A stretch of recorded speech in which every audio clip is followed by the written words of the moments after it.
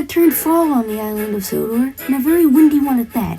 Trees were being blown onto the tracks, and slippery leaves were causing many delays. It was so windy, in fact, that the viaduct was causing even more damage to the schedule. The passengers didn't mind, as they knew it was just the bad weather. However, some engines did. "This is preposterous. I shouldn't need to wait this long to get started," said Gordon. "Ah, stow it, Gordon," said Henry. "You know you can't do anything about this. Percy can hurry up. I'm going to be late. There's only a tankage for heaven's sakes. Come on, Henry. The line's clear," said his driver. "Good. Now I don't need to talk to this galloping sausage," said Henry. Henry collected his train and set off.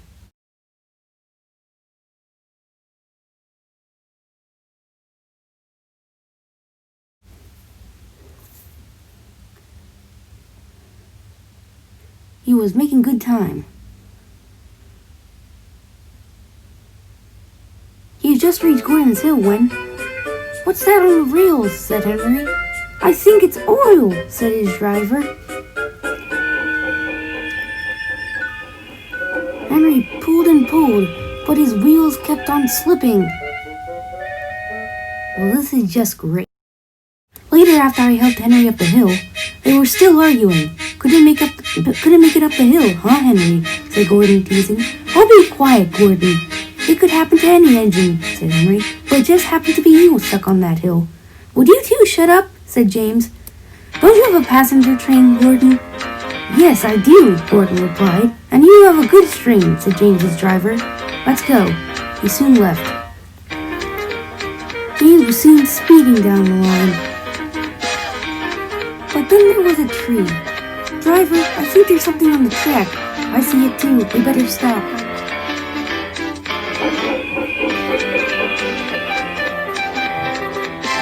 "Oh, well, this is just great. Now the schedule's gonna be even more messed up," said James. "More importantly, how are we going to tell everyone that this part of the line is blocked?" said his driver. Luckily, Thomas was passing through, saw James, and said, "Oh dear, seems like you're in a pickle, James." "Yeah, could you go tell the station master at the next station that the line is blocked? Of course, we can't have a crash, can we?" Thomas said. Thomas made it in time, and thankfully, there was no accident. But sadly, it was time for Henry to get back at Gordon. "Couldn't make it out of the station, could you, Gordon? Ha ha ha," he said as Henry passed by with a goods train. "Oh, the indignity," Gordon moaned. Next day, after a sleepless night of two engines arguing, everything was going as usual until the afternoon, when storm clouds were setting in. The news predicted that there was going to be a bad thunderstorm. We were working hard to get the passengers home before it started. Meanwhile, at the viaduct, Toby was delivering some bricks when suddenly the storm had arrived. The rain was pouring down in buckets, and the wind was making the already wobbly viaduct unstable. The workmen jumped into the work coach, but then... "What was that?" cried Toby. "It's a tree," said his driver. "We're stuck. What are we going to do? If we're out of the storm, we'll fall, and all the workmen can't walk off," said Toby. "I guess we'll just need to wait for help. Hopefully they'll realize we haven't come back." He was right. When Toby hadn't come back, the engines at the closest station were told to form a rescue party. Sadly, the ones there were Gordon and Henry. Percy was there too, but he had burst the safety valve. "Henry, you go and save Toby," said Gordon. "You're stronger." "No, you should," said Henry. "You're faster." "Arguing isn't going to help," said Percy. "Just go together. I'm not working with old square wheels," said Gordon. "And I'm not working with that galloping sausage," said Henry. "Look, if you two continue arguing, not only will I lose my sanity, but Toby will fall off that viaduct and take the workmen with him. Do you guys want that to happen?" Henry and Gordon looked at each other and sighed. "You're right, Percy," said Gordon. "We can't let that happen. I'm sorry for arguing with you, Henry." "I'm sorry for arguing with you too," said Henry. "Now let's go save those workmen."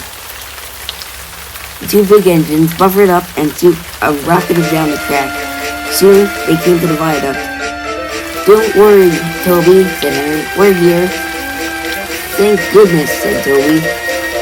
Soon, strong cables were fastened to the two engines. "Pull," said Gordon. The engines pulled with all their might, and soon the tree was off the viaduct. Finally, Toby puffed to the other side. "Hooray!" cried the workmen. "Two cheers for Gordon and Henry." After that storm, the weather cleared up, and soon things were back to normal. The viaduct was soon fixed after it was found that most of the bricks were breaking. Thankfully, after that, Gordon and Henry were back to being friends. As for the rest of us, nothing climactic happened for the rest of that autumn, which you can see as both a bore and a blessing.